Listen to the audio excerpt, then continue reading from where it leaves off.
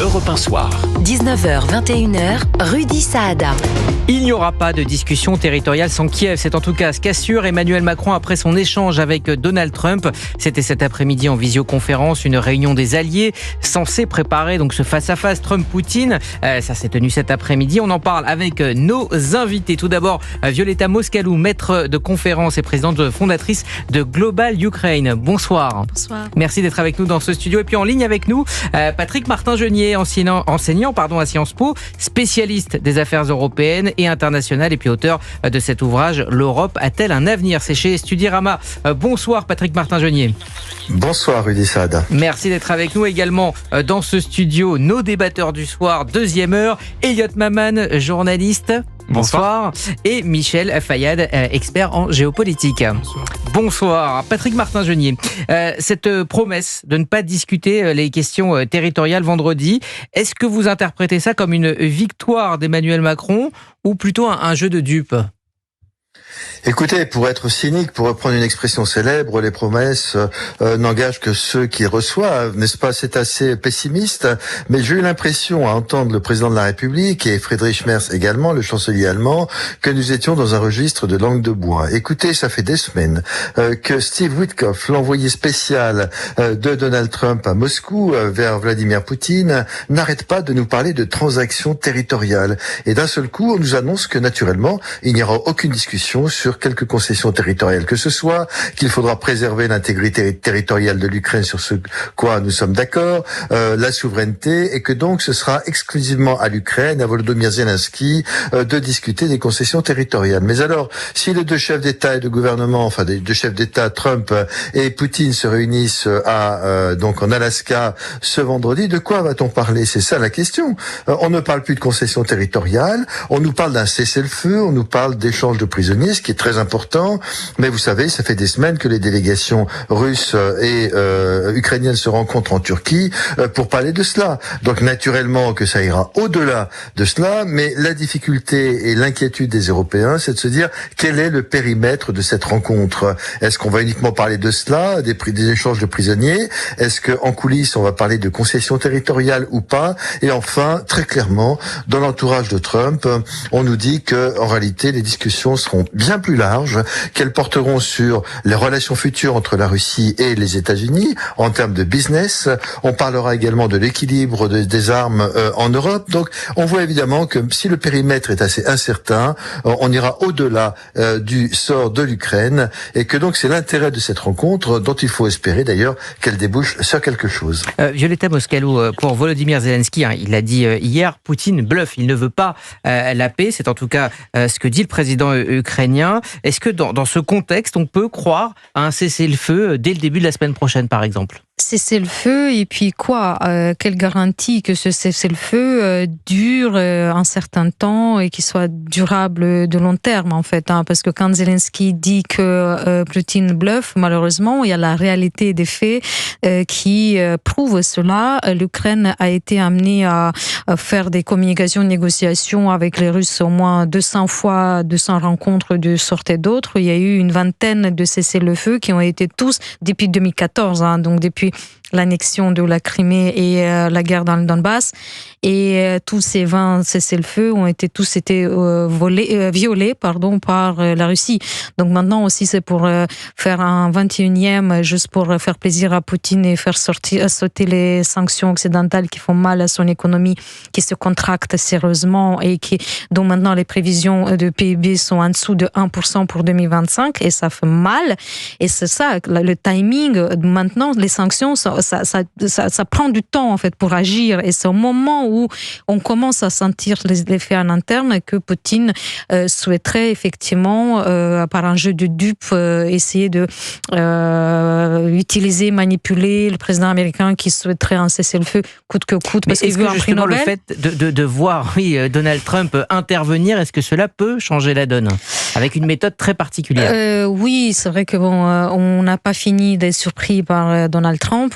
Son approche un peu versatile et lunatique parfois. Un jour, c'est c'est une déclaration, le lendemain c'est un peu le contraire.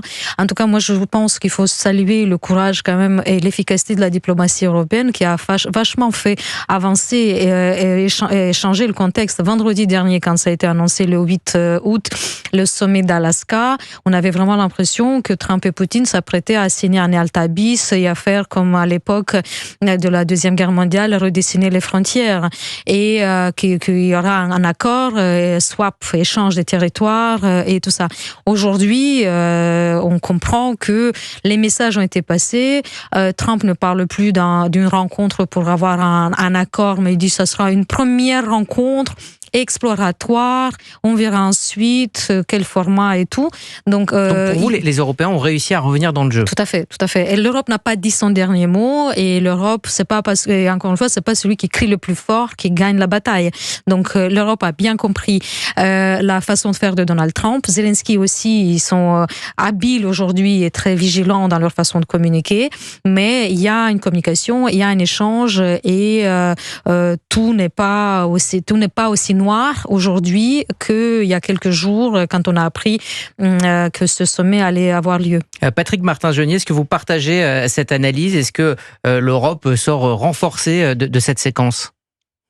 Écoutez, on verra pour la suite. Pour l'instant, je ne partage pas cette analyse parce que Donald Trump a flatté les dirigeants européens. Il a passé en quelque sorte la brosse à reluire et bien évidemment... Et c'était des gens formidables. Oui, ce sont des gens formidables, mais tout le monde est toujours formidable avec Trump, vous voyez. Et au final, il fait bien ce qu'il veut, vous voyez. Et donc, encore une fois, on verra ce qu'il en est. Mais à quoi cela sert-il de se réunir au plus haut niveau entre les deux dirigeants mondiaux si on nous parle de la pluie et du beau temps, hein, excusez-moi l'expression. Donc, on va nous parler un peu de cessez-le-feu, mais comme vient de le dire votre intervenant, de toute façon, Poutine ne veut pas de cessez-le-feu. Il prépare une nouvelle intervention pour l'automne à partir de Sumy. 30 000 soldats sont d'ores et déjà mobilisés, donc il n'y aura pas de cessez-le-feu, ou s'il y a une apparence de cessez-le-feu, il ne le respectera pas. Un échange de prisonniers, c'est très bien, mais pas la peine de se réunir au sommet pour cela. Si c'est pour avoir une sorte de réunion exploratoire, ça ne sert strictement à rien. Et donc, n'oubliez pas une chose, c'est que Donald Trump est un homme d'affaires. Premièrement, il veut le prix Nobel de la paix. On a bien vu qu'il avait fait signer un traité de paix entre l'Azerbaïdjan et l'Arménie, ce qui est tout à fait important. Par ailleurs, il faut pas oublier qu'il a signé lui-même un contrat sur des minerais rares en Ukraine qu'il a bien l'intention de faire fructifier, qui se trouve d'ailleurs pour l'essentiel dans l'est de l'Ukraine. Donc moi, si on ne parle que du cessez-le-feu, je ne pense pas que effectivement ça ira bien loin. On ne peut pas dire qu'il faudra faire des réunions et puis des réunions. À un moment donné, cette guerre doit s'arrêter. Et je remarquerai qu'Emmanuel Macron, lors de sa conférence de presse à Brégançon tout à l'heure, a parlé d'une réunion trilatérale, c'est-à-dire qu'en réalité, il y aura peut-être effectivement une réunion après entre Trump, Poutine et Zelensky dans ce qu'on a appelé un terrain neutre, mais on sait très bien que Madame Meloni, la présidente du Conseil italien, est plus particulièrement intéressé pour organiser cette réunion. En d'autres termes, je pense qu'il y aura quand même en filigrane une discussion sur d'éventuelles concessions territoriales. Le problème, c'est que naturellement, et je comprends très bien, le président ukrainien a dit qu'il ne l'accepterait pas en tout état de cause. Mais c'est dans les esprits de tout le monde. Patrick Martin-Genier, si je vous comprends bien, c'est encore Vladimir Poutine qui a la main. Ah, bien sûr. Vladimir Poutine est le grand gagnant parce que il rencontre le président américain là-bas en Alaska. C'est déjà une victoire diplomatique pour lui d'aller rencontrer le président américain alors qu'il est sur le coup d'un mandat d'arrêt de la Cour pénale internationale. C'est une reconnaissance alors qu'il faisait partie des parias et donc des nations. Donc c'est une reconnaissance déjà. Et ensuite, bien évidemment, que si Poutine accepte de rencontrer Trump, c'est qu'au fond de lui-même, il considère qu'il est en position de force. Violetta Moscalou, est-ce que les Ukrainiens sont prêts psychologiquement à céder du territoire au prix de la paix ? Les Ukrainiens demandent depuis des mois et des mois un cessez-le-feu inconditionnel et pour dire ensuite on veut négocier. Zelensky a proposé et a demandé plusieurs fois à Poutine de se rencontrer pour négocier, chose qu'il n'a jamais voulu en fait. Donc il faut pas non plus il faut pas qu'on tombe dans l'inversion de la rhétorique et reprocher à Zelensky et aux Européens qui ne souhaitent pas la capitulation d'Ukraine. On leur reproche que c'est c'est Zelensky qui veut continuer la guerre, qui veut pas la paix et qui est un jusqu'au boutiste et qui va en guerre en fait. Donc c'est absolument pas le cas. Il faut pas non plus oublier qui est le pays agresseur et qui est le pays qui se défend. Et moi, ce que j'ai envie de dire, c'est que quoi qu'il en sorte de ce sommet le 15 août, si l'accord ne tient pas compte des intérêts et de la position d'Ukraine, l'armée ukrainienne ne lâchera pas les armes et le peuple ukrainien ne va pas se soumettre. Et le peuple ukrainien nous a quand même montré qu'il sait faire preuve de courage et de résilience. Ils n'avaient pas plus de moyens en février 2022 qu'ils n'ont aujourd'hui en 2025 et ils ont montré que ils peuvent faire face et ils sont capables de se battre.